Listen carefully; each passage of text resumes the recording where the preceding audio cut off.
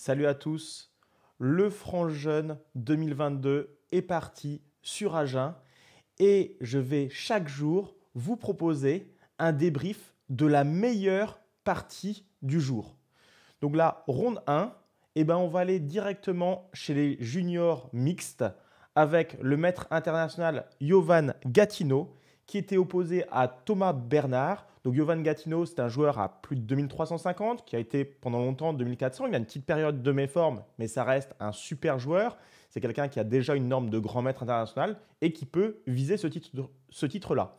Il était donc opposé à un joueur de sa catégorie des U20, 1857. Donc il y avait un grand différentiel de classement. Donc ça va être une partie très pédagogique et aussi c'est la pépite de cette ronde. Donc elle est aussi très très esthétique cette partie. Allez, on y va directement. C'est parti pour la partie du jour de la ronde 1 Agen 2022.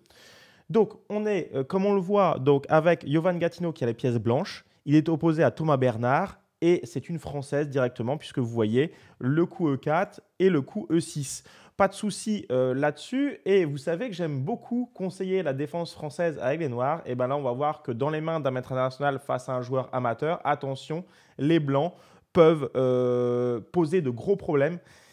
Attention quand même, la défense française, pour moi, elle est toujours fiable. Et le joueur avec les noirs, il n'a pas joué très précisément. Donc c'est parti, E4, E6, D4, D5.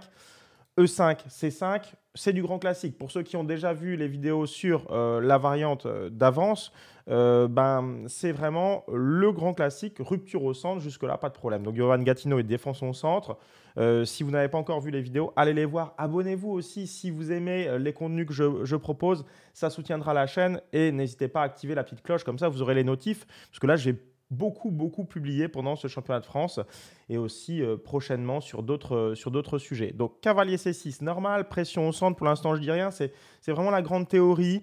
Les blancs ont plus d'espace au centre, les noirs mettent pression pour casser le centre. Ok, pas de souci.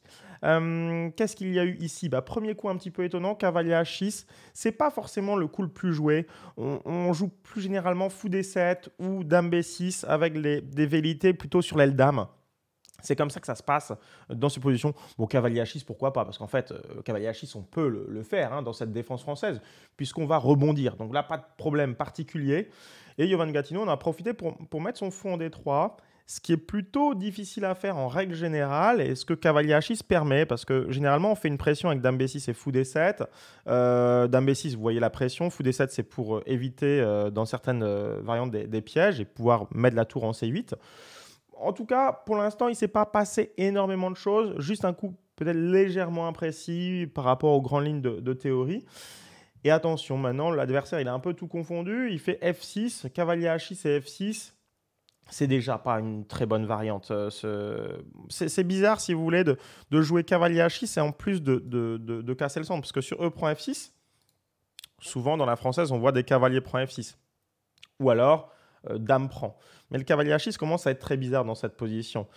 Ici, G prend F6, ok, on gagnerait le centre, vous le voyez, mais la problématique serait que plus d'abri sur le roi et peut-être qu'on peut faire petit roc et tour E1 très rapidement. Donc ça commence à être dangereux au niveau du roi. Donc dame prend F6, pourquoi pas. Mais attention, ce cavalier H6 est toujours sur le bord, un peu bizarre. Et dame prend F6 laisse une opportunité à Jovan Gattino, fou G5. Vous le savez aussi, ceux qui ont l'habitude de voir mes vidéos, j'adore les coups piquants. Et Jovan Gattino est en train de montrer, mon adversaire joue de manière un petit peu imprécise. Qu'est-ce que je fais par rapport à ça? Je joue naturel, je joue les coups piquants. C'est ce qu'on appelle la prise d'initiative. Vous le savez, dame F7 et encore les coups naturels. Jovan Gattino, il voit que ça commence à s'effriter au niveau du centre. Qu'est-ce qu'il fait? Petit roc. Pour l'instant, la partie de Jovan Gattino est très simple.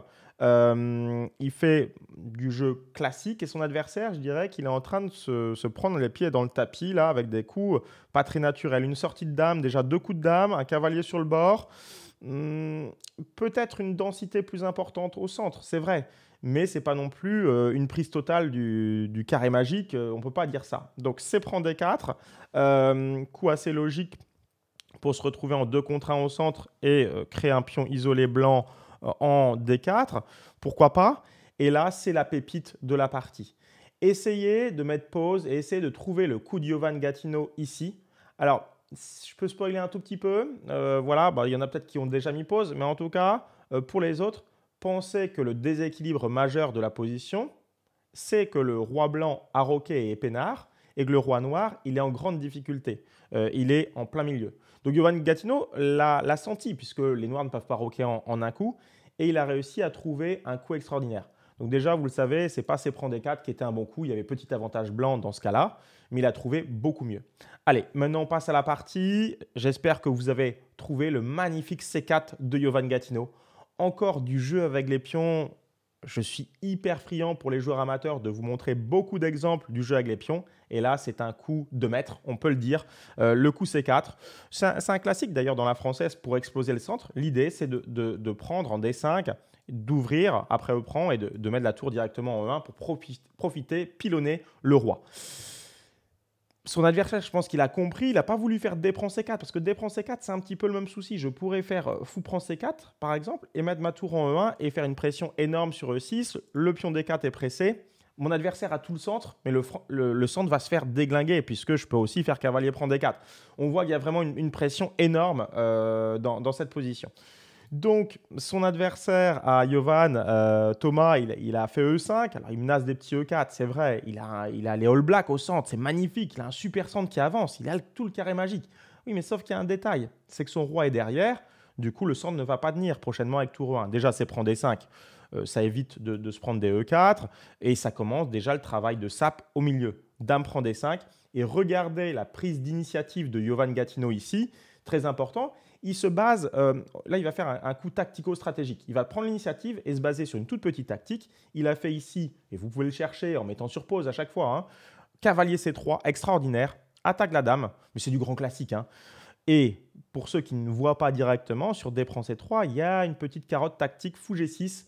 Attention au rayon laser, ici il y aurait une découverte avec fou G6 et la dame noire resterait en prise. Je vous montre, D prend C3, fou G6, attaque le roi, attaque la dame. Je perds 2 pièces mineures, mais je gagne la dame, donc c'est hyper gagnant. Donc KSC3, bon coup, dame F7.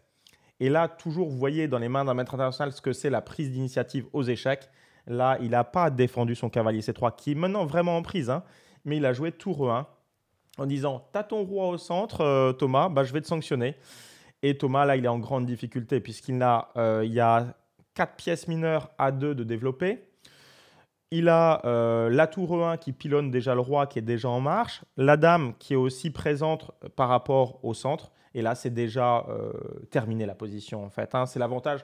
L'ordinateur vous donnerait un avantage d'une tour à peu près ici avec les blancs, puisque malgré le pion de plus des noirs, la prise du centre, tous les éléments que j'ai donnés par rapport à l'initiative blanche compensent très largement le déficit matériel.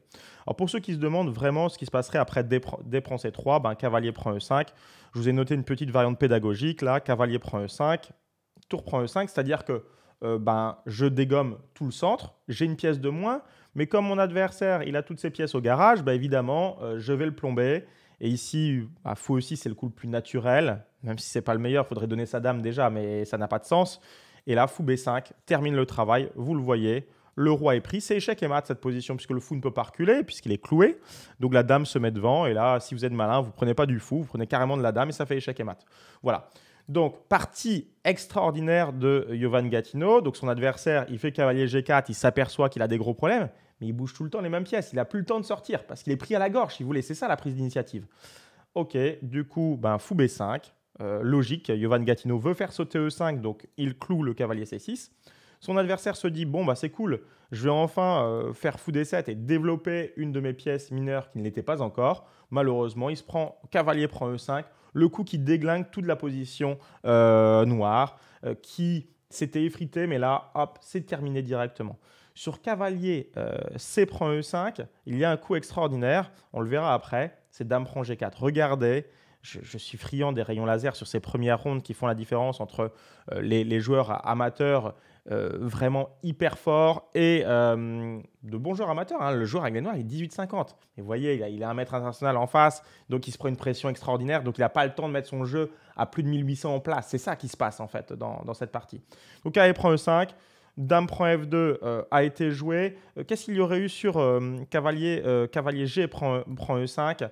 Grosse difficulté ici. Je joue simplement fou prend C6. Ça élimine le défenseur du cavalier E5 et je vais bien ouvrir le roi avec tour prend E5. Voilà.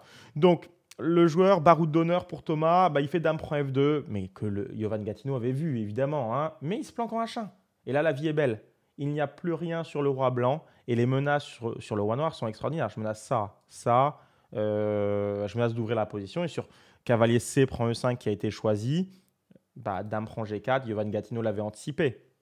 Et très très belle conclusion ici, la position est complètement terminée puisque ça s'effrite complètement sur le roi noir qui ne peut pas roquer. Hein. Vous le voyez qu'il est bloqué par le fou G5, pas de grand roc possible. Il a joué dame F1, Thomas, quoi assez esthétique. L'idée, c'est de dévier la tour pour pouvoir prendre la dame en G4. Ça serait malin, mais Jovan Gattino, il a fait simplement fou prend F1 et sur fou prend G4, qui est le seul coup pour reprendre la dame, tour prend E5, une pièce d'avance pour Jovan Gattino et l'attaque sur le roi. Son adversaire a ici déposé les armes. Bon, j'espère que vous avez apprécié cette partie. Pour moi, elle était assez extraordinaire. J'ai trouvé qu'elle était très très bonne. Et je vous invite à me dire en commentaire si vous avez des questions. Vous pouvez aussi nous retrouver sur Twitch pour le championnat de France d'échecs sans aucun problème. Venez commenter en direct, venez regarder ce que ça donne, la compétition en direct live. Et moi, je vous dis à très bientôt. Il y aura demain une nouvelle vidéo sur les rondes 2 et 3, la meilleure partie du jour. Le championnat de France continue, dure une semaine. N'hésitez pas à passer. Je vous dis à très bientôt les amis. Ciao, ciao, bye bye.